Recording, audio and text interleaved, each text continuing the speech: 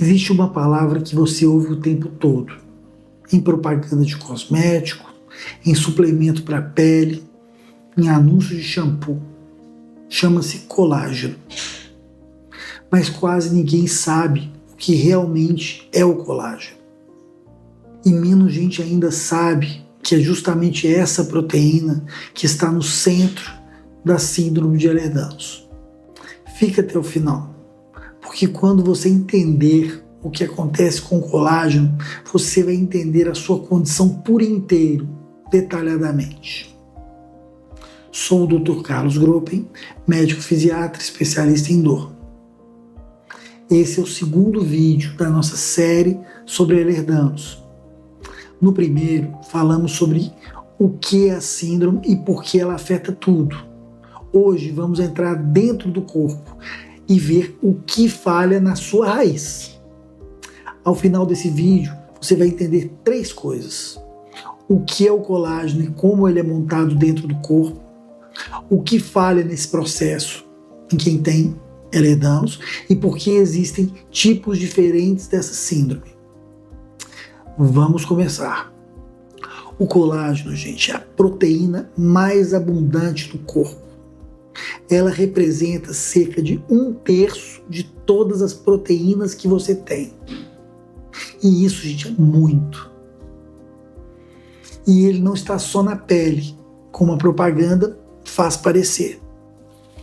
O colágeno está nos ossos, nos tendões, nos ligamentos, nas paredes dos vasos, nos órgãos internos, na córnea dos olhos, na gengiva, nos músculos. Ele é literalmente o material de construção do corpo. Se as proteínas do corpo fossem materiais de uma obra, o colágeno seria o aço das vigas, a estrutura que dá resistência a tudo. Agora imagine uma obra onde o aço das vigas foi feito com uma liga metálica defeituosa. A construção fica até de pé, mas ela é frágil, mais flexível do que deveria, menos capaz de suportar carga. E é exatamente isso que acontece com Ehlers-Danlos. Para entender o que falha, precisamos entender como o colágeno é montado. Vou simplificar sem perder a precisão. O colágeno é montado dentro das células, seguindo instruções que estão nos seus genes. Pense nos genes como uma receita. A receita diz exatamente quais peças usar e qual ordem que elas devem ser encaixadas. As peças básicas do colágeno são os aminoácidos. Eles se organizam em longas fitas. E aqui vem a parte mais importante. 3 dessas fitas se enrolam juntas, como uma corda trançada. E essa estrutura em tripla hélice que dá ao colágeno a sua resistência. Uma corda de 3 fios trançados é muito mais forte do que 3 fios soltos, entendem? Depois de montada, essas cordas de colágeno se organizam em feixes, e esses feixes formam as fibras, que estruturam a pele, os ligamentos e todo o resto do corpo. Quando cada passo dessa montagem acontece corretamente, o colágeno fica firme, resistente e bem organizado. Mas basta um erro na receita para tudo mudar.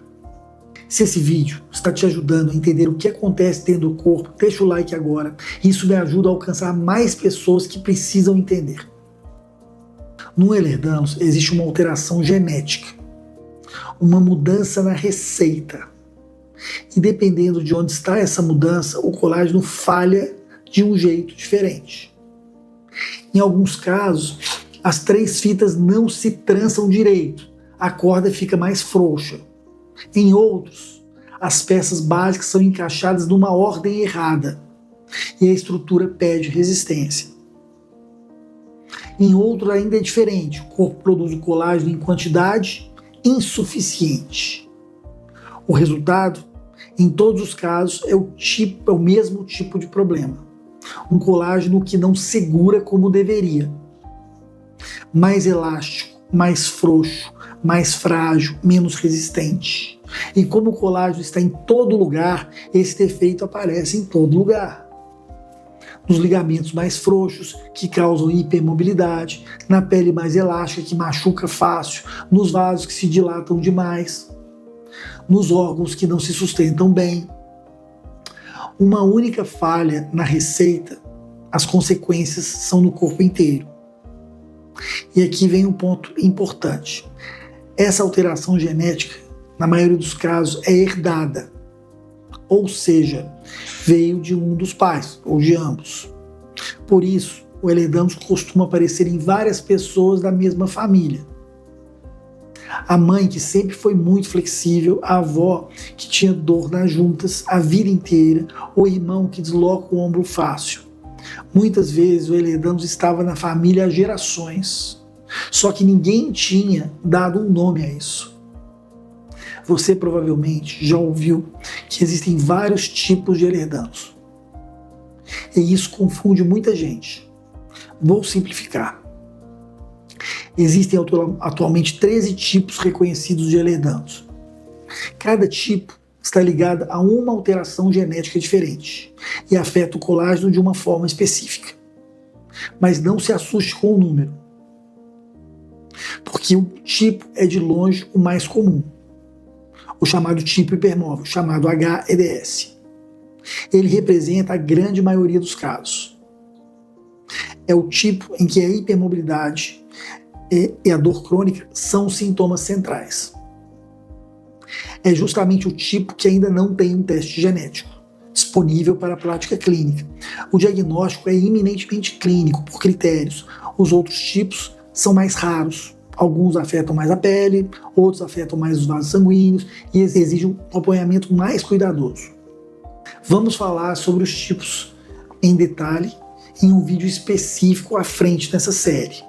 Por enquanto, o que importa é entender que todos os tipos compartilham a mesma raiz, um problema no colágeno, um problema na estrutura que segura o corpo. Então, o que aprendemos hoje? Primeiro, o colágeno é a proteína mais abundante do corpo.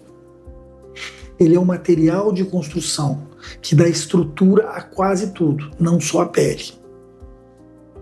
Segundo, o colágeno é montado segundo uma receita nos seus genes.